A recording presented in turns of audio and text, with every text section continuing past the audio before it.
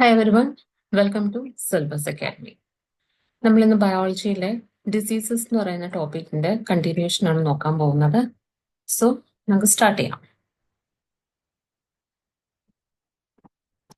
നമ്മൾ ലാസ്റ്റ് ക്ലാസ്സിൽ എന്താണ് പാത്തോജനിക് ഡിസീസസ് എന്നാണ് പഠിച്ചത്, അതായത് ഓരോ ഓർഗാനിസംസ് കൊണ്ടുണ്ടാവുന്ന ഡിസീസസിനെ കുറിച്ച്.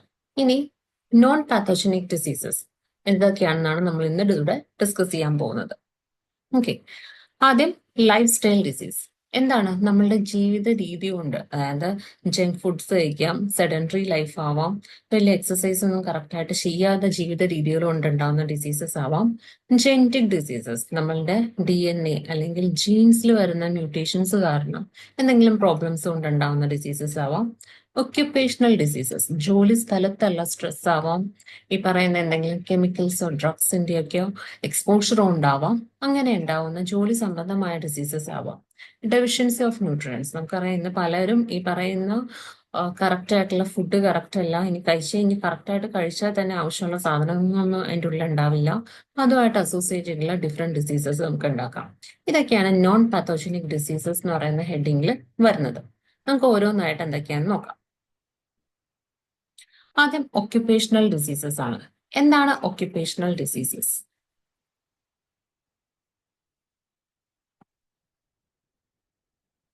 ഓക്കെ, അതായത് നമ്മളുടെ ജോലിയുമായിട്ട് ബന്ധപ്പെട്ട അല്ലെങ്കിൽ വർക്ക് എൻവയോൺമെന്റുമായിട്ട് ബന്ധപ്പെട്ട് വരുന്ന ഡിസോർഡേഴ്സിനെയാണ് നമ്മൾ ഒക്യുപ്പേഷണൽ ഡിസീസസ് എന്ന് വിളിക്കുന്നത്.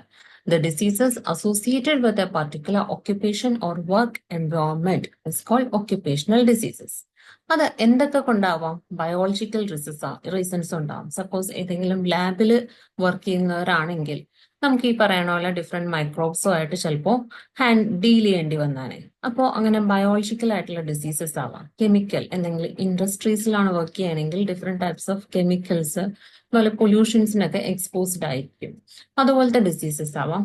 ഫിസിക്കൽ, എന്തെങ്കിലും വെയിറ്റ് ലിഫ്റ്റിങ്ങോ അതുപോലെ ഹെവി ആയിട്ടുള്ള കാര്യങ്ങളായിട്ട് ഡീൽ ചെയ്യുന്ന ആൾക്കാരാണെങ്കിൽ അതുപോലത്തെ ഫിസിക്കൽ ആയിട്ടുള്ള ടൂൾസ് ആയിട്ടുള്ളവരാണെങ്കിലും ഫിസിക്കൽ ആയിട്ടുള്ള പ്രോബ്ലംസ് ഉണ്ടാവാം. സൈക്കോളജിക്കൽ ഫാക്ടേഴ്സ് ഉണ്ടാവും. സ്ട്രെയിൻ ആൻഡ് സ്ട്രെസ് ഒക്കെ വരുമ്പോഴേക്കും അത് നമ്മുടെ മെന്റൽ ഹെൽത്തിനെയാണ് ബാധിക്കുന്നത്. അപ്പൊ ഇതൊക്കെയാണ് ഒക്യുപ്പേഷണൽ ഡിസീസസിന്റെ വെറൈറ്റി ഫോംസ് നമുക്ക് പറയാൻ പറ്റുന്നത്. ഇനി ഗ്യാസസ് നോക്കിക്കഴിഞ്ഞാൽ സൾഫർ ഡയോക്സൈഡ്, കാർബൺ മോണോക്സൈഡ്, ഇതൊക്കെ ഡേഞ്ചറസ് ആയിട്ടുള്ള ആൾക്കാരാണ്. അതൊക്കെ ഇൻഹൈൽ ചെയ്ത് കഴിഞ്ഞ് കഴിഞ്ഞാൽ നമുക്ക് അതിൻ്റെതായ ഹെൽത്ത് പ്രോബ്ലംസ് ഉണ്ടാവും. അതുപോലെ ഓർഗാനിക് കമ്പൗണ്ട്സ് ആയ പെസ്റ്റിസൈഡ്സ്, ഹൈഡ്രോ കാർബൺസ് നമ്മളുടെ ബോഡിയിൽ അതനുസരിച്ച് ചേഞ്ചസ് ഉണ്ടാക്കുന്ന ആൾക്കാരാണ്. മെറ്റൽസ് ആയ അയൺ, മെർക്കുറി, ഇതൊക്കെ കൂടുതലായി കഴിഞ്ഞാൽ നമുക്ക് ഈ പറയുന്ന പോലെ നമ്മളുടെ മിനറൽസിൽ അയൺ ഒക്കെ നമുക്ക് ആവശ്യമാണ്. പക്ഷെ ഇത് കൂടുതലായി കഴിഞ്ഞാൽ നമ്മൾ എന്ത് വിളിക്കും? മെറ്റാലിക് പോയിസണിങ് എന്ന് പറയണം. നമ്മൾ പറയുന്നതിൽ ടോക്സിക് ആവുകയാണ് നമ്മൾ ചെയ്യുന്നത്. അപ്പൊ അങ്ങനെ വരുമ്പോൾ അതിൻ്റെതായുള്ള പ്രശ്നങ്ങൾ നമ്മളുടെ ബോഡിയിൽ ഉണ്ടായിരിക്കാം. അതുപോലെ ഡസ്റ്റ്, ടെമ്പറേച്ചർ, നോയിസ്. ഇപ്പോൾ ട്രാഫിക് കൺട്രോൾ ചെയ്യുന്ന ആൾക്കാരുടെ അടുത്ത് ചോദിച്ചു കഴിഞ്ഞാൽ അറിയാം ഈ പറയുന്ന ടെമ്പറേച്ചറിന്റെ പ്രശ്നം, നോയിസിന്റെ പ്രശ്നം, ഇതൊക്കെ അവർക്ക്, ഡസ്റ്റിന്റെ പ്രശ്നം, ഇതൊക്കെ അവർക്ക് ഹെൽത്ത് പ്രോബ്ലംസ് ഉണ്ടാവും. റേഡിയേഷൻ, ബോർഡം മെയിൻലി ഒറ്റയ്ക്ക് ഇരുന്ന് വർക്ക് ചെയ്യുന്നവർക്ക് ഉണ്ടാവാം. അതുപോലെ തന്നെ എന്തെങ്കിലും സ്പെസിഫിക് ടാസ്ക്, എന്തോ ഒരു എൻജോയ്മെന്റ് ഇല്ലാതെ വർക്ക് ചെയ്യുന്നവർക്കൊക്കെ ഈ പറയുന്ന പോലെ ബോർഡം, മെന്റൽ സ്ട്രെസ് ഒക്കെ ഇന്ന് കൂടുതലാണ്, അല്ലെ? ഇനി ഒന്ന് രണ്ട് എക്സാമ്പിൾസ് ആണ് വന്നേക്കുന്നത്. ന്യൂമോകോണിയോസിസ്, ഇതെന്ന് പറയുന്നത് കോൾ മൈനിങ്ങിൽ ഏർപ്പെട്ടിരിക്കുന്ന ആൾക്കാരിലാണ് കൂടുതലും കണ്ടുവരുന്ന, അതുമായിട്ട് റിലേറ്റ് ചെയ്ത് വരുന്ന ഡിസീസാണ് ന്യൂമോകോണിയോസിസ് എന്ന് പറയുന്നത്. ഇനി സിലിക്കോസിസ് എന്ന് പറയുന്നത് നമ്മളുടെ gold, tin, mica, quarry, pottery, സെറാമിക്സുമായിട്ട് റിലേറ്റ് ചെയ്ത് വർക്ക് ചെയ്യുന്ന ആൾക്കാരിൽ കാണുന്ന ഡിസീസാണ് സിലിക്കോസിസ് എന്ന് പറയുന്നത്. ആസ്ബറ്റോസിസ് നമ്മൾ ചെറിയ ക്ലാസ് തൊട്ട് കേൾക്കുന്നതാണ്. ആസ്ബറ്റോസ് ഷീറ്റ്, പണ്ട് എല്ലാവരും ഈ പറയുന്ന അലൂമിനിയം ഷീറ്റിന് പകരം ആസ്ബറ്റോസ് ഷീറ്റ് ആയിരുന്നു യൂസ് ചെയ്തിരുന്നത്. അപ്പൊ അതിന്റെ ഡസ്റ്റ് വരുന്ന മൂലം നമുക്ക് ഉണ്ടാകുന്ന ഒരു ഡിസീസ് കണ്ടീഷനാണ് ആസ്ബറ്റോസിസ് എന്ന് പറയുന്നത്. പക്ഷെ ഇന്ന് ആസ്ബറ്റോസിന്റെ ഒക്കെ, ആസ്ബറ്റോസ് ഷീറ്റ്സിന്റെ ഒക്കെ യൂസേജ് വളരെ കുറവാണ്. എന്നിരുന്നാലും എന്തെങ്കിലുമൊക്കെ ഉള്ളവർക്ക് ഈ പറയുന്ന ഡിസീസ് ഉണ്ടാവാറുണ്ട്.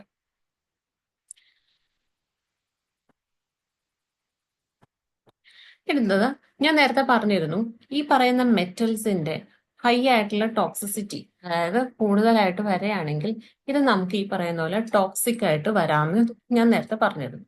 അതിന് എക്സാമ്പിൾ ആയിട്ട് വരുന്നതാണ് മീനാമാത. മീനാമാത എന്ന് പറയുന്നത് മെർക്കുറിയുടെ എമൗണ്ട് നമ്മളുടെ ബോഡിയിൽ കൂടുതലായിട്ട് വരികയാണെങ്കിൽ, അല്ലെങ്കിൽ മെർക്കുറി പോയിസൺ കാരണം ഉണ്ടാവുന്ന ഒരു കണ്ടീഷനാണ് മീനാമാത എന്ന് പറയുന്ന ഡിസീസ് എന്ന് പറയുന്നത്. ഇത് ജപ്പാനിലാണ് ആദ്യമായിട്ട് വന്നത്. അതുപോലെ കാഡ്മിയം പോയിസണിങ് കാരണം വന്നതാണ് ഇറ്റായി ഇറ്റായി എന്ന് പറയുന്ന ഡിസീസ്. ആഴ്സനിക് കാരണം വരുന്നതാണ് ബ്ലാക്ക് ഫുഡ് ഡിസീസ്. നൈട്രേറ്റ് കാരണം വരുന്നതാണ് ബ്ലൂ ബേബി സിൻഡ്രോം. ഈ 4 ഡിസീസും ഏത് മെറ്റലാണ് കോസ് ചെയ്യാനെന്ന് കറക്റ്റ് ആയിട്ട് ഓർത്തു വെക്കുക. ഇതായിട്ട് മെയിൻലി മീനാമാത്തയും ഇറ്റായും റിപ്പീറ്റഡ് ആയിട്ട് നമ്മുടെ ക്വസ്റ്റ്യൻ പേപ്പേഴ്സിൽ വരുന്നതാണ്. അടുത്തത് ജെനറ്റിക് ഡിസീസസ്. എന്താണ് ജെനറ്റിക് ഡിസീസസ്? നമുക്ക് എല്ലാവർക്കും അറിയാവുന്ന കാര്യമാണ് അല്ലെ. നമ്മുടെ ജീനിൽ വരുന്ന വേരിയേഷൻസ് ആണ് ജെനറ്റിക് ഡിസീസസ് അല്ലെങ്കിൽ ജനിതക രോഗങ്ങൾക്ക് കാരണമായിട്ട് വരുന്നത്. അതെങ്ങനെയാണ്? A disease caused in a whole, DNA ഒരു ഭാഗത്താവാം, അല്ലെങ്കിൽ മൊത്തത്തിൽ വരുന്ന ചേഞ്ചിന്. അങ്ങനെ വരുമ്പോൾ എന്ത് പറ്റും? നമ്മളുടെ നോർമൽ ഒരു ജീൻ സീക്വൻസ് ഉണ്ട്, ആ ഒരു സീക്വൻസിൽ നിന്ന് മാറുമ്പോഴാണ് നമുക്ക് ഈ പറയുന്ന അബ്നോർമാലിറ്റീസ് വന്ന് ഡിസീസ് കണ്ടീഷനിലേക്ക് മാറുന്നത്. ഇനി ഇത് മെയിൻലി എന്താണ് വരുന്നത്? മ്യൂട്ടേഷൻ കാരണമാണ് മെയിൻലി ഇത് വരുന്നത്. എങ്ങനത്തെ മ്യൂട്ടേഷൻ? ഒന്നില്ലെങ്കിൽ ഒരു ജീനിൽ സംഭവിക്കുന്ന മോണോജീനിക് ഡിസോർഡർ ആവാം, അല്ലെങ്കിൽ ഒന്നിൽ കൂടുതൽ ജീൻസിൽ വരുന്ന മ്യൂട്ടേഷൻ. അതിനാണ് പറയുന്നത് മൾട്ടി ഫാക്ടോറിയൽ ഇൻഹെറിറ്റൻസ് ഡിസീസ്. ഇതും അല്ലെങ്കിൽ എന്താ? മ്യൂട്ടേഷൻ പ്ലസ് എൻവയോൺമെന്റൽ ഫാക്ടേഴ്സ് ആവാം. അതായത് ഒന്നിൽ കൂടുതൽ കാരണങ്ങൾ അതിൻ്റെ ഉള്ളിൽ വരാം. എൻവയോൺമെന്റ്, ഇപ്പോൾ UV റേഡിയേഷൻസ്, അതുപോലെ ചെറിയ നമ്മുടെ മസ്റ്റാർഡ് ഗ്യാസ്, ഇതിന്റെയൊക്കെ എക്സ്പോഷർ വരുമ്പോഴേക്കും എന്ത് പറ്റുന്നു? മ്യൂട്ടേഷൻസ് അവിടെ സംഭവിക്കുന്നുണ്ട്. ഇനി ഇതിന്റെയൊക്കെ കാരിയർ ആയിട്ട് അല്ലെങ്കിൽ നമ്മുടെ ക്രോമസോംസിൽ വരുന്ന ഡാമേജ് ആവും. ഇതെല്ലാം എന്താണ്? ജെനറ്റിക് ഡിസീസിന് കാരണമാവുകയാണ് ചെയ്യുന്നത്. ഇനി എല്ലാ ഡിസീസും ഈ മ്യൂട്ടേഷൻ കാരണമാണ്? അല്ല. ചിലതെന്താ? ഇൻഹെറിറ്റഡ് ആവാം. സിക്കിൾ സെൽ അനീമിയ, ഹീമോഫീലിയ എന്ന് പറയുന്ന ഡിസീസ് ഒക്കെ പറയുന്നത് എന്താണ്?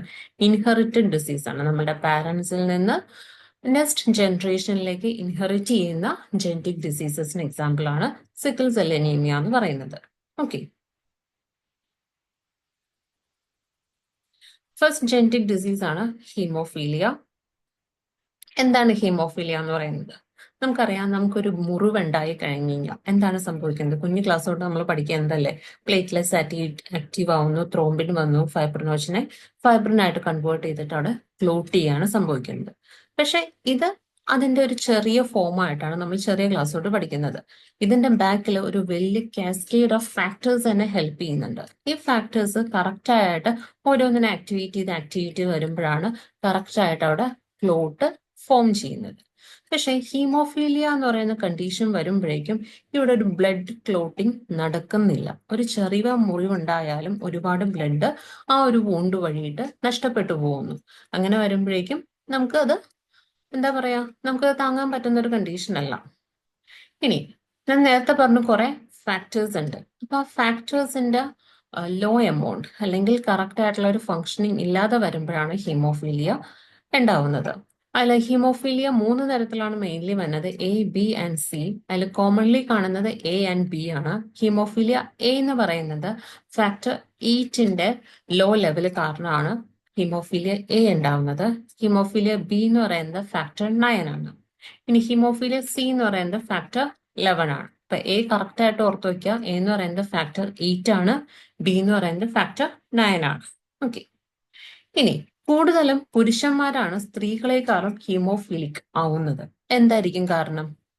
ഹീമോഫീലിയ എന്ന് പറയുന്നത് ഒരു സെക്സ് ലിങ്ക്ഡ് ഇൻഹെറിറ്റൻസ് വഴിയിട്ടാണ് ഹീമോഫീലിയ ഇൻഹെറിറ്റ് ചെയ്ത് വരുന്നത്. അതായത് അമ്മയിൽ നിന്ന് സെക്സ് ക്രോമസോമിൽ കാണുന്ന ജീൻസിന്റെ പ്രശ്നമാണ് ഹീമോഫീലിയക്ക് കാരണമായി വരുന്നത്. ഇപ്പൊ നമുക്കൊരു സ്ത്രീയിലെടുത്ത് നോക്കിക്കഴിഞ്ഞു കഴിഞ്ഞാൽ അവർക്ക് 2 X ക്രോമസോംസ് ഉണ്ട്. അതായത് രണ്ടും റിസസീവ് കണ്ടീഷനിൽ വന്നാൽ മാത്രമേ ഒരു സ്ത്രീ ഹീമോഫിലിക് ആവുള്ളൂ. പക്ഷെ ഒരു പുരുഷനെ സംബന്ധിച്ചിടത്തോളം അവിടെ ഒരു X ക്രോമസോമേ ഉള്ളൂ. അതായത് ഒരു ഹീമോഫിലിക് ഒരു മ്യൂട്ടേറ്റഡ് ജീൻ മതി അവിടെ ആ ആളെ ഹീമോഫിലിക് ആക്കാൻ വേണ്ടിയിട്ട്. അങ്ങനെ ഒരു പർട്ടിക്കുലർ ഇൻഹെറിറ്റൻസിനെയാണ് നമ്മൾ ക്രിസ് ക്രോസ് ഇൻഹെറിറ്റൻസ് എന്ന് പറയുന്നത്. അതായത് അമ്മ വഴി ആ ജീൻസ് എന്താണ് മക്കളിലേക്കാണ്, ആൺമക്കളിലേക്കാണ് പോകുന്നത്. അവർക്കാണ് ഹീമോഫിലിക് ആവാനുള്ള ചാൻസ് കൂടുതലായിട്ട് വരുന്നത്. ഇവിടെ സ്ത്രീകൾ എന്ന് പറയുന്നത് ജസ്റ്റ് കാരിയേഴ്സ് ആയിരിക്കും.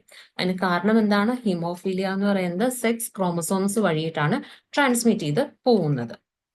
ഇനി ഹീമോഫീലിയനെ റോയൽ ഡിസീസ് എന്നും കൂടി പറയുന്നുണ്ട്. എന്തുകൊണ്ടാണ്? യൂറോപ്യൻ റോയൽ ഫാമിലിയായ ക്യൂൺ വിക്ടോറിയയിലാണ് ഇത് തുടക്കം കുറിച്ചത്, അല്ലെങ്കിൽ അവർക്കും ഹീമോഫീലിയ ആ ഒരു ഫാമിലിയിലും ഉണ്ടായിരുന്നു. ഏപ്രിൽ 17 ആണ് വേൾഡ് ഹീമോഫീലിയ ഡേ ആയിട്ട് നമ്മൾ ആചരിക്കുന്നത്. 2024 തീം എന്ന് വെച്ച് കഴിഞ്ഞാൽ equitable access for all, recognizing all bleeding disorders. Okay, ഇത്രയാണ് ഹീമോഫീലിയനെ കുറിച്ച് നമുക്ക് ഓർത്തിരിക്കേണ്ടത്. എന്താണ് ഹീമോഫീലിയ? ബ്ലഡ് കറക്റ്റ് ആയിട്ട് ക്ലോട്ട് ആവില്ല. എന്താണ് അവിടെ പ്രശ്നം പറ്റിയിരിക്കുന്നത്? അതൊരു നമ്മളുടെ ക്ലോട്ടിംഗ് ഫാക്ടേഴ്സ് ആയ ഫാക്ടർ 8 വരുന്ന പ്രോബ്ലമാണ് ഹീമോഫീലിയ എക്ക് കാരണം. ഫാക്ടർ 9 വരുന്ന പ്രോബ്ലമാണ് ഹീമോഫീലിയ ബിക്കും കാരണം. ഇനി ഇതൊന്നൊരു ക്രോസ് ഇൻഹെറിറ്റൻസ് ആണ്. കൂടുതലും പുരുഷന്മാരിലാണ് കൂടുതലായിട്ട് ഹീമോഫീലിയ കണ്ടുവരുന്നത്. ഓക്കെ, അടുത്തത് സിക്കിൾ സെൽ അനീമിയ. നമ്മൾ നേരത്തെ പറഞ്ഞ പോലെ തന്നെ ഒരു ജെനറ്റിക് ഡിസീസ് ആണ് സിക്കിൾ സെൽ അനീമിയ എന്ന് പറയുന്നത്. ഇവിടെ എവിടെയാണ് പ്രശ്നം പറ്റുന്നത്? നമ്മളുടെ ഓക്സിജൻ കാരിയേഴ്സ്. നമുക്കറിയാം നമ്മളുടെ RBCയിലേക്ക് റെഡ് കളർ പ്രൊവൈഡ് ചെയ്യുന്ന പിഗ്മെന്റ് ആണ് ഹീമോഗ്ലോബിൻ എന്ന് പറയുന്നത്. ഈ ഹീമോഗ്ലോബിൻ ആണ് ഓക്സിജനെ ക്യാരി ചെയ്യാൻ വേണ്ടി സഹായിക്കുന്നത്. നോർമലി നമ്മളുടെ ഹീമോഗ്ലോബിന്റെ ഷേപ്പ് എന്ന് പറയുന്നത് ഈ ചിത്രത്തിൽ കാണിച്ചിരിക്കുന്ന പോലെ ഒരു ഡിസ്ക് ഷേപ്ഡ് ആണ്, ഫ്ലെക്സിബിൾ ആണ്. അതുകൊണ്ട് തന്നെ നോർമൽ RBCക്ക് ബ്ലഡ് വെസൽസിൽ കൂടി കറക്റ്റ് ആയിട്ട് ഫ്ലെക്സിബിൾ ആയിട്ട് മൂവ് ചെയ്തു പോകാൻ സാധിക്കും. പക്ഷേ സിക്കിൾ സെൽ അനീമിയ എന്ന് പറയുന്ന ഒരു ഡിസീസ് ഉള്ള വ്യക്തിയുടെ ഹീമോഗ്ലോബിൻ എന്താ പറ്റുന്നത്? അവരുടെ RBCയുടെ ഷേപ്പ് എന്ന് പറയുന്നത് ഈ പറഞ്ഞ പോലെ സിക്കിൾ ഷേപ്ഡ് ആയിരിക്കും. അതിന്റെ ഫ്ലെക്സിബിലിറ്റി നഷ്ടപ്പെടും. RBC cells are misshaped, typically crescent or sickle shaped. ഈ മ്യൂട്ടേഷൻ കാരണം ഈ ഒരു ഷേപ്പായിട്ട് മാറുകയാണ് ചെയ്യുന്നത്. That affects the haemoglobin molecule. ഇങ്ങനെ വരുമ്പോഴേക്കും കറക്റ്റ് ആയിട്ട് ആ ഫ്ലെക്സിബിലിറ്റി വെച്ചിട്ട് ഇതിനെ നാരോ ബ്ലഡ് വെസൽസിൽ കൂടി മൂവ് ചെയ്യാൻ സാധിക്കില്ല, ഫ്ലെക്സിബിൾ അല്ല. അപ്പൊ അങ്ങനെ വരുമ്പോഴേക്കും എന്ത് പറ്റും? അവിടെ മുട്ടി ഇവിടെ തട്ടി എല്ലാം കൂടി ബ്ലോക്കായി പൊട്ടി പോകും. ഇങ്ങനെ പൊട്ടി പോകുമ്പോഴേക്കും ഹീമോഗ്ലോബിൻ അല്ലെങ്കിൽ അവിടെ RBC ഡിസ്ട്രോയ് ആയി പോവുകയും ചെയ്യും. അതുപോലെ തന്നെ അവിടെ ബ്ലോക്ക് ആവാനുള്ള ചാൻസ് ഉണ്ട്. When our red blood cells sickle, they do not bend or move easily and can block blood flow to the rest of the body. Okay. അപ്പൊ അതുകൊണ്ട് അവിടെ എന്താ സംഭവിക്കുന്നത്? ബ്ലഡ് ഫ്ലോ തടസ്സപ്പെടാം. അതുപോലെ തന്നെ ഓക്സിജനെ ക്യാരി ചെയ്യാൻ സാധിക്കും? ഇല്ല. ഈ ഒരു നോർമൽ RBCക്ക് ഓക്സിജനെ ക്യാരി ചെയ്യാൻ സാധിക്കുള്ളൂ, ബിക്കോസ് ഹീമോഗ്ലോബിൻ അവിടെ നോർമൽ ഷേപ്ഡ് ആണ്. പക്ഷേ സിക്കിൾ ഷേപ്ഡ് ആയ RBC അല്ലെങ്കിൽ ഹീമോഗ്ലോബിന് ഓക്സിജൻ ക്യാരിങ് കപ്പാസിറ്റി നഷ്ടപ്പെടുകയാണ് ചെയ്യുന്നത്. ഇനി അതാണ് അവസ്ഥ എന്ന് പറയുന്നത്. ഇനി എന്തുകൊണ്ടാണ് സിക്കിൾ സെൽ അനീമിയ വരുന്നത്? അതൊരു പോയിന്റ് മ്യൂട്ടേഷൻ കാരണമാണ് സിക്കിൾ സെൽ അനീമിയ വരുന്നത്.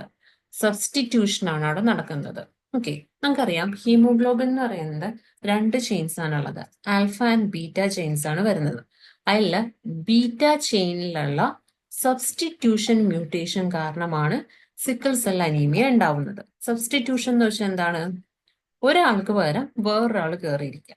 ഇവിടെ അത് തന്നെയാണ് സംഭവിച്ചിരിക്കുന്നത്. Substitution of amino acid valine for glutamic acid. എന്താ? Beta globin chain. Beta globin ചെയിനില് ഗ്ലൂട്ടാമിക് ആസിഡിന് പകരം കയറിയിരിക്കുന്ന അമിനോ ആസിഡ് ആരാണ്? വാലിൻ ആണ്. ആ ഒരു സബ്സ്റ്റിറ്റ്യൂഷൻ മ്യൂട്ടേഷൻ കാരണമാണ് നമ്മളുടെ നോർമൽ ഹീമോഗ്ലോബിൻ അല്ലാതെ സിക്കിൾ ഷേപ്ഡ് ആയിട്ട് സിക്കിൾ സെൽ അനീമിയ എന്ന് പറയുന്ന ഒരു ഡിസീസ് വരുന്നത്. ഓക്കെ, അപ്പൊ ശ്രദ്ധിക്കുക, ഗ്ലൂട്ടാമിക് ആസിഡിന് പകരം വാലിനാണ് കയറിയിരിക്കുന്നത്.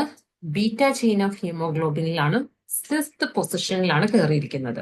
ഓക്കെ, സബ്സ്റ്റിറ്റ്യൂഷൻ മ്യൂട്ടേഷൻ 6th പൊസിഷനിലാണ് വന്നിരിക്കുന്നത്.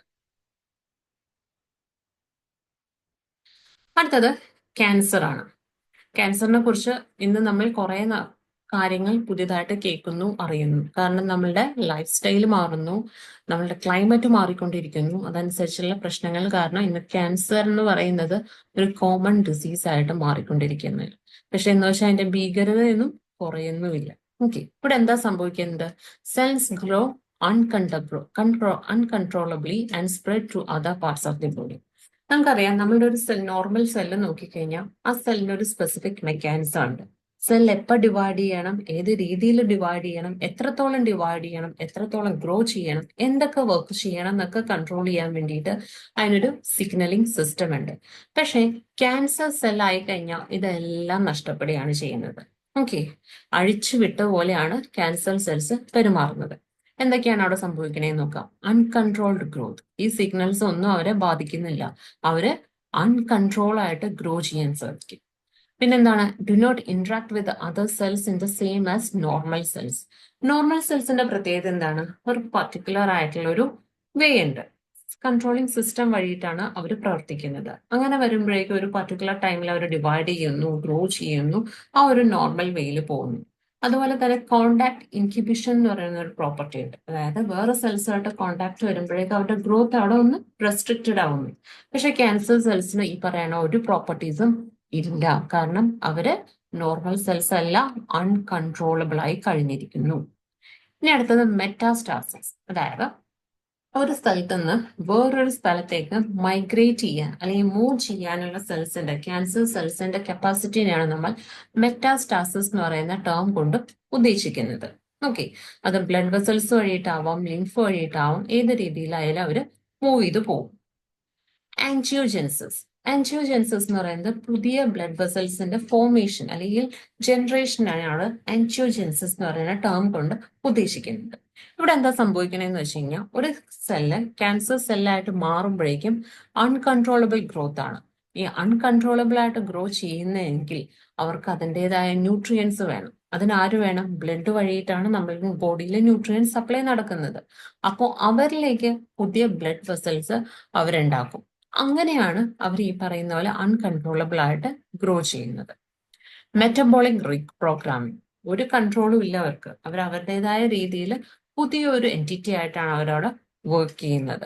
ഓക്കെ, ഇവയുടെ apoptosis and programme cell death. നമുക്കറിയാം നമ്മളുടെ ബോഡിയിൽ സോൾജേഴ്സ് ഉണ്ട്, വി ഹാവ് വാരിയേഴ്സ്, നമ്മളുടെ സ്വന്തമായിട്ടുള്ള പട്ടാളക്കാരുണ്ട് നമുക്ക്. അവരെന്താ ചെയ്യുന്നത്? ആരെങ്കിലും എന്തെങ്കിലും കുരുത്തക്കേട് കാണിച്ചു കഴിഞ്ഞാൽ അല്ലെങ്കിൽ നോർമൽ ഫംഗ്ഷനിൽ നിന്ന് വ്യതിചലിച്ചു പോവുകയാണെങ്കിൽ അവരെ നോട്ടീസ് ചെയ്തിട്ട് അവരെ കറക്റ്റ് ചെയ്യാൻ ശ്രമിക്കും. ഇനി അതവിടെ നടന്നില്ലെങ്കിൽ എന്താ ചെയ്യുന്നത്? അപ്പോട്ടോസിസ്, അതായത് ആ സെല്ലിനെ പിന്നെ അവിടെ കില്ല് ചെയ്ത് കളയുകയാണ് ചെയ്യുന്നത്. പ്രോഗ്രാം സെൽ ഡെത്ത് ആണ് എന്ത്? അപ്പോട്ടോസിസ്. ഈ പറയുന്ന കാര്യമൊന്നും ഒരു സെല്ല് ക്യാൻസർ സെല്ലായി മാറിക്കഴിഞ്ഞു കഴിഞ്ഞാൽ നടക്കില്ല. Ability to escape from immune cells. നമ്മളുടെ ഇമ്മ്യൂൺ സെൽസ് ഉണ്ടല്ലോ, പട്ടാളക്കാര്, ഇതൊക്കെ നോക്കിയും കണ്ടും നടക്കുന്ന ആൾക്കാര്, ഇവരെയൊക്കെ പറ്റിക്കാനുള്ള പരിപാടി ഈ പറയുന്ന ക്യാൻസർ സെൽസിന് ഉണ്ട്.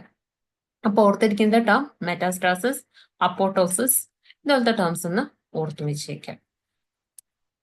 ഇനി എന്തൊക്കെയാണ് ക്യാൻസറിന്റെ കോസ് ആയിട്ട് വരുന്നത്? ജെനറ്റിക് ഫാക്ടേഴ്സ് ആവാം. നമ്മൾ നേരത്തെ പറഞ്ഞ മ്യൂട്ടേഷൻസ് കാരണം എന്താണ് ക്യാൻസർ ഉണ്ടാവുന്നുണ്ട്. ഓക്കെ, ജെനറ്റിക് ഫാക്ടേഴ്സ് ആവാം. ഇനി എൻവയോൺമെന്റൽ ഫാക്ടേഴ്സ് ആവാം. നമ്മളുടെ ഇന്ന് ജീവിക്കുന്ന നമ്മളുടെ ഈ അന്തരീക്ഷത്തിൽ പല തരത്തിലുള്ള കെമിക്കൽസ് ഉണ്ട്. അതിനെയാണ് ക്യാൻസർ ഉണ്ടാക്കുന്ന ആ കെമിക്കൽസിനെയാണ് നമ്മൾ എന്ത് വിളിക്കുന്നത്? കാർസിനോജൻസ് എന്ന് വിളിക്കുന്നത്. അത് ഫിസിക്കൽ കാർസിനോജൻസ് ആയ UV റേസ് ആവാം, അയണൈസിങ് റേഡിയേഷൻസ് ആവാം. നമുക്കറിയാം നമ്മളുടെ ചൂട് കൂടിക്കൊണ്ടിരിക്കുകയാണ്, അതനുസരിച്ച് UV റേഡിയേഷൻസ് ഒക്കെ ഇപ്പോൾ കൂടുതലായിട്ട് ഭൂമിയിൽ വരുന്നുണ്ട്. അതൊക്കെ എന്താണ്? ക്യാൻസറിന് കാരണമാവാം. കെമിക്കൽ കാർസിനോജൻസ് ആയ asbestos, tobacco, smoke, aflatoxin, arsenic, ഇതൊക്കെ കെമിക്കലി കാർസിനോജൻസ് ആണ്. ബയോളജിക്കൽ കാർസിനോജൻസ് ആയ വൈറസ് ഉണ്ട്, ബാക്ടീരിയ ഉണ്ട്, പാരസൈറ്റ്സ് ഉണ്ട്. ചില ബാക്ടീരിയ എന്ന് പറയുന്നത് നമ്മളുടെ ഫീറ്റസിനെയും കൂടി എഫക്ട് ചെയ്യാൻ ചാൻസ് ഉള്ളതാണ്. അപ്പൊ അവരൊക്കെ എന്താണ്? ക്യാൻസർ കോസിംഗ് ആയിട്ട് ആക്ട് ചെയ്യാം. പിന്നെ life style and behaviour factors. Correct ആയിട്ട് എക്സസൈസ് ചെയ്യാതിരിക്കുക, കറക്റ്റ് ആയിട്ടൊരു ഡെയിലി റുട്ടീൻ ഇല്ലാതെ തോന്നിയതുപോലെ ജീവിക്കുന്നവരുണ്ട് ഇല്ലേ? ഒബ്സിറ്റി ആവാം, പ്യുവർ ഡയറ്റ്, ആവശ്യത്തിനുള്ള ന്യൂട്രിയൻസും മിനറൽസും കിട്ടാതെ വരുമ്പോഴേക്കും കൂടുതലായിട്ട് സ്മോക്ക്, അതുപോലെ തന്നെ ജങ്ക് ഫുഡിന്റെ യൂസേജ്, ഇതൊക്കെ എന്താണ്? ക്യാൻസറിന് കാരണമായി മാറാം. ഇനി ക്യാൻസറിന്റെ ട്രീറ്റ്മെന്റ്സ് ആണ്. മെയിൻലി കീമോതെറാപ്പിയാണ്. ഇന്ന് കുറെ അഡ്വാൻസ് സ്റ്റേജസ് ഓഫ് ട്രീറ്റ്മെന്റ്സ് വരുന്നുണ്ട്. നമ്മൾ കുറച്ച് കാര്യങ്ങൾ ഇതിനകത്ത് പറഞ്ഞിട്ടുള്ളൂ, ഇനിയും കുറെ കാര്യങ്ങളുണ്ട് പറയാൻ. കീമോതെറാപ്പി എന്ന് പറയുന്നത് എന്താണ്? ക്യാൻസർ സെൽസിനെ കില്ല് ചെയ്യാനുള്ള ഡ്രഗ്സ് ആണ് നമ്മളോട്, മെഡിസിൻസ് ആണ് നമ്മളോട് യൂസ് ചെയ്യുന്നത്. ഹോർമോൺ തെറാപ്പി എന്ന് പറയുന്നത് മെയിൻലി നമ്മൾ യൂസ് ചെയ്യുന്നത് ബ്രസ്റ്റ് ക്യാൻസറിനും പ്രോസ്റ്റേറ്റ് ക്യാൻസറിനാണ് ഹോർമോൺ തെറാപ്പിയോടെ യൂസ് ചെയ്യുന്നത്. കാരണം ഇവിടെ രണ്ടിടത്തെ നമുക്ക് ഹോർമോൺസിന് അപ്ലൈ ചെയ്ത് എന്തെങ്കിലും ചെയ്യാൻ പറ്റുള്ളൂ. അങ്ങനെ ഹോർമോൺസിന്റെ ആപ്ലിക്കേഷൻ വഴിയിട്ട് ക്യാൻസറിനെ കൺട്രോൾ ചെയ്യുന്നതാണ് ഹോർമോൺ തെറാപ്പി എന്ന് പറയുന്നത്. ഹൈപ്പർ തെർമിയ എന്ന് പറയുന്ന ടേമിൽ തന്നെയാണ് ഹൈ ടെമ്പറേച്ചർ ട്രീറ്റ്മെന്റ് ആണ് വരുന്നത്. ഇപ്പൊ ഹൈ ടെമ്പറേച്ചർ കൊടുക്കുമ്പോഴേക്കും ഈ പറയുന്ന ക്യാൻസർ സെൽസ് നമുക്ക് ഡിസ്ട്രോയ് ചെയ്യാൻ പറ്റും. പക്ഷേ ഈ ട്രീറ്റ്മെന്റിലൊക്കെ എന്താണ് നമ്മുടെ നോർമൽ സെൽസും ഡാമേജ് ആവുകയാണ് ചെയ്യുന്നത്. അതിന്റെ റിസൾട്ട് ആയിട്ടാണ് കീമോതെറാപ്പി ഒക്കെ ചെയ്യുമ്പോഴേക്കും ഹെയർ ലോസ് ഒക്കെ സംഭവിക്കുന്നത് അതുകൊണ്ടാണ്. ഇമ്മ്യൂണോ തെറാപ്പി എന്ന് പറയുന്നത് എന്താണ്, നമ്മളുടെ ഇമ്മ്യൂൺ സിസ്റ്റത്തിന് ബൂസ്റ്റ് ചെയ്യാണ്. ക്യാൻസർ ആയിട്ട് ഫൈറ്റ് ചെയ്യാനുള്ള ഒരു ഹെൽപ്പിന് വേണ്ടിയിട്ട് ഇമ്മ്യൂൺ സിസ്റ്റം ബൂസ്റ്റ് ചെയ്യാണ്, ഒന്നും കൂടി ഉത്തേജിപ്പിക്കുകയാണ് ഇമ്മ്യൂണോ തെറാപ്പിയിൽ ചെയ്യുന്നത്. റേഡിയേഷൻ തെറാപ്പി എന്ന് പറയുന്നത് എന്താണ്, ഹൈ ഡോസ് ഓഫ് റേഡിയേഷൻസ് ആണ്. അപ്പൊ ക്യാൻസർ സെൽസിനെ ഒന്നില്ലെങ്കിൽ ഡിസ്ട്രോയ് ചെയ്യാനോ അല്ലെങ്കിൽ ഷ്രിങ്ക് ചെയ്യാനോ സഹായിക്കുന്ന രീതിയിൽ ഹൈ റേഡിയേഷൻസ് ആണ് നമ്മളവിടെ യൂസ് ചെയ്യുന്നത്. ഇത് അല്ലാതെ ഒന്ന് കൺട്രോൾ ആയി കഴിയുമ്പോൾ സർജറി വഴിയിട്ട് നമുക്ക് സ്പ്രെഡ് ആവാൻ ചാൻസ് ഇല്ലെങ്കിൽ സർജറി വഴിയിട്ട് ആ ഒരു ഏരിയ നമുക്ക് റിമൂവ് ചെയ്യാം. ഓക്കെ. പിന്നെ അടുത്ത ലൈഫ് സ്റ്റൈൽ ഡിസീസസ് ആണ്. ലൈഫ് സ്റ്റൈൽ ഡിസീസസ് എന്ന് പറയുമ്പോഴേക്കും നോൺ കമ്മ്യൂണിക്കബിൾ ഡിസീസസ് ആണ്. അതെങ്ങനെയാണ് ഉണ്ടാവുന്നത്, അൺഹെൽത്തി ബിഹേവിയേഴ്സ് അല്ലെങ്കിൽ ലൈഫ് സ്റ്റൈൽ വഴി ഉണ്ടാവുന്ന ഡിസീസസ് ആണ് മെയിൻലി ഇതിനകത്ത് ഉൾപ്പെടുത്തിയിരിക്കുന്നത്. അത് എന്തുകൊണ്ടാണ്, ഫുഡ് ഹാബിറ്റ്സ് ആവാം, lack of physical exercise, mental stress, bad habits like alcohol, smoking, consumption, drugs usage, ഇതൊക്കെ വഴിയിട്ടാണ് ലൈഫ് സ്റ്റൈൽ ഡിസീസസിൽ വരുന്നത്. ഡയബറ്റീസ് എന്തുകൊണ്ടാണ്, നമുക്കറിയാം ഇൻസുലിൻ വേണം നമ്മൾ ഡയബറ്റിക്സ് അല്ലെങ്കിൽ നമ്മുടെ ഗ്ലൂക്കോസ് ലെവലിനെ കൺട്രോൾ ചെയ്യാൻ. അപ്പോൾ ഇൻസുലിന്റെ മതിയായ രീതിയിൽ അളവിൽ നമ്മുടെ ബോഡിയിൽ പ്രൊഡ്യൂസ് ചെയ്യുന്നില്ലെങ്കിൽ we call it as diabetic condition. Fatty liver, excess fat വരുമ്പോഴേക്കും അത് ബോഡിയിൽ ലിവറിലാവാം അല്ലെങ്കിൽ എവിടെ വേണമെങ്കിൽ അഡിപ്പോസ് ടിഷ്യൂലൊക്കെ അടിഞ്ഞുകൂടി ഫാറ്റി ലിവർ ഉണ്ടാവും. സ്ട്രോക്ക് എന്ന് പറയുന്നത് എന്താണ്, ബ്ലഡ് ഫ്ലോയിൽ വരുന്ന ഡാമേജ് ആണ് അല്ലെങ്കിൽ ബ്ലഡ് വെസൽ പൊട്ടിക്കഴിയുമ്പോഴേക്കും വരുന്നത്. മെയിൻലി എവിടെ സംഭവിക്കുന്നത്, ബ്രെയിനിലാണ്. അത് ഏത് രീതിയിൽ വേണമെങ്കിലും വരാം. ചിലർക്ക് അത് ജസ്റ്റ് വലിയ സീരിയസ് ഒന്നും കൊടുക്കാതെ വന്നു പോയാം, ചിലപ്പോൾ റിക്കവറി സാധിക്കും. ചിലവർക്ക് പാരലൈസ്ഡ് ആയി പോവാം, ബോഡി പാരലൈസ്ഡ് ആയി പോവാം, ഏതെങ്കിലും ഒരു പാർട്ട് ആവാം. പല രീതിയിലും സ്ട്രോക്ക് അഫക്റ്റ് ചെയ്യാറുണ്ട്. ഹൈപ്പർ ടെൻഷൻ, ഇവിടെ എന്താ സംഭവിക്കുന്നത്, നമ്മുടെ ഫാറ്റ് ഡെപ്പോസിഷൻ കാരണം നമ്മുടെ ബ്ലഡ് വെസൽസ് മെയിൻലി ആർട്ടറീസിന്റെ ഒക്കെ ഡയമീറ്റർ കുറയും. അപ്പൊ സ്മൂത്ത് ഫ്ലോ ഓഫ് ബ്ലഡ് വരില്ല. അങ്ങനെ വരുന്നതിനാണ് നമ്മൾ എന്ത് വിളിക്കുന്നത്, ഹൈപ്പർ ടെൻഷൻ എന്ന് വിളിക്കുന്നത്. ഹാർട്ട് അറ്റാക്ക്, ഇന്ന് കുഞ്ഞു കുട്ടികൾക്ക് വരെ ഹാർട്ട് അറ്റാക്ക് കാണുന്നുണ്ട്. അവിടെ എന്താ സംഭവിക്കുന്നത്, നമ്മുടെ ഹാർട്ടിലേക്ക് ബ്ലഡ് സപ്ലൈ കറക്റ്റ് ആയിട്ട് വരുന്നില്ല. എന്തുകൊണ്ടാണ്, ഈ ഫാറ്റ് ഡെപ്പോസിഷൻ ആണ്.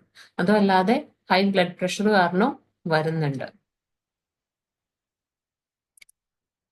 ഇനി അനിമൽ ഡിസീസസ് ആണ്. ഇതൊന്ന് ഇമ്പോർട്ടന്റ് ആയിട്ട് നോട്ട് ചെയ്ത് വെക്കാം. ആന്ത്രാക്സ്, ഇൻഫ്ലമേഷൻ ഓഫ് അഡർ, അർഗഡ് വീക്ക് എന്നൊക്കെ പറയുന്നത് ബാക്ടീരിയൽ ഡിസീസ് ആണ്. ഫുട്ട് ആൻഡ് മൗത്ത് ഡിസീസ് എന്ന് പറയുന്നത് വൈറൽ ഡിസീസ് ആണ്. ആന്ത്രാക്സ് എന്ന് പറയുന്നത് ബാക്ടീരിയ ആണ്. അത് കറക്റ്റ് ആയിട്ടൊന്ന് ഓർത്ത് വെക്കുക. പ്ലാന്റ് ഡിസീസസ് ആണ്. ബാക്ടീരിയൽ ഡിസീസസ് ആണ് blight disease in paddy, wilt disease in brinjal. Viral disease ആണ് mosaic disease in peas, tapioca, bunch top of banana. Viral diseases ആണ്. ഫംഗൽ ഡിസീസ് ആണ് quick wilt in pepper, bud rot in coconut. ഇത് correct ആയിട്ട് ഓർത്തു വെക്കണം. Okay, അടുത്ത MCQ ആണ്. നമുക്കൊന്ന് രണ്ട് ക്വസ്റ്റ്യൻസ് ഡിസ്കസ് ചെയ്യാം. First question, toxic metal associated with Minamata episode. നമ്മൾ ആദ്യം തന്നെ പറഞ്ഞിരുന്നു, മീനാമാത്ത എന്ന് പറയുന്നത് മെർക്കുറിക് പോയിസണുമായിട്ട് റിലേറ്റ് ചെയ്ത് വരുന്ന ഒരു ഡിസീസ് ആണ്. ഇറ്റായി ഡിസീസ് ഈസ് കോസ്ഡ് ബൈ, ഇറ്റായി എന്ന് പറയുന്നത് കാഡ്മിയം പോയിസണിംഗ് ആയിട്ട് റിലേറ്റ് ചെയ്ത് വരുന്ന ഡിസീസ് ആണ് ഇറ്റായി എന്ന് പറയുന്നത്. Question number 3, sorry, which of this disease is caused due to an extra 21st chromosome? Answer B ആണ്, ഡൗൺ സിൻഡ്രോം. അതായത് ഇതൊരു ട്രൈസോമിക് കണ്ടീഷൻ ആണ്. നമ്മളുടെ സെൽ ഡിവിഷന്റെ ടൈമിൽ കറക്റ്റ് ആയിട്ട് ക്രോമസോംസ് സെപ്പറേറ്റ് ചെയ്ത് വരാതെ വരും. സെപ്പറേറ്റ് ചെയ്യാതെ വരുമ്പോഴേക്കും ഏതെങ്കിലും ഒരു സെറ്റ് ഓഫ് ക്രോമസോമിൽ ഒരു അഡീഷണൽ ക്രോമസോം കയറിയിരിക്കും. അതാണ് ട്രൈസോമി എന്ന് പറയുന്നത്. ഡൗൺ സിൻഡ്രോം എന്ന് പറയുന്നത് 21st ട്രൈസോമിയാണ്. അത് 21st ക്രോമസോം എന്ന് പറയുന്നത് നോർമലി ഇളയതിനേക്കാളും ഒരെണ്ണം കൂടുതലായിരിക്കും. അതാണ് ഡൗൺ സിൻഡ്രോം. ഓപ്ഷൻ ബി ആണ് വരുന്നത്. Okay, that's all for today. Thank you.